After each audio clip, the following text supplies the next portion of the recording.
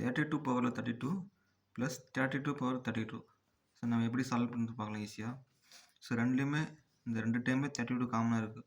So 32 power ரெண்டுமே காமனாக இருக்குது. ஸோ 32 பவர் 32 நம்ம காமன் வெளியே எடுத்துக்கலாம். ஸோ இதுக்குள்ளார 1 இருக்கும், 1 + 1 இருக்கும்.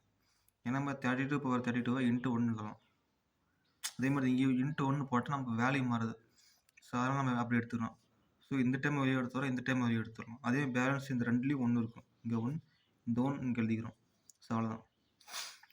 ஸோ 32 பவர் 32 இன்ட்டு 1 + 1 2 மாறும். ஸோ இங்கே 2 பவர் 1 வச்சுக்கலாம்.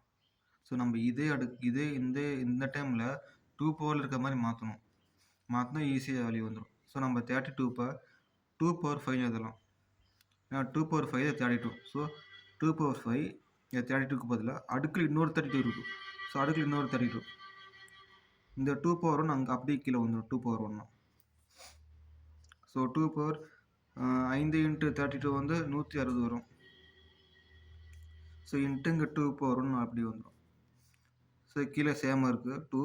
இங்கே ரெண்டையும் கூட்டிக்கலாம். இங்கே பெருக்கல் இருந்தால் மட்டும் தான் மேலே கூட்ட முடியும். அது இங்கே வகுத்தல் இந்த மாதிரி இருந்தால் கூட்ட முடியாது. அதை பார்த்துக்கோங்க. ஸோ 161 கூட்டினா. ஸோ இது ஆன்சர் 2 பவர் 161.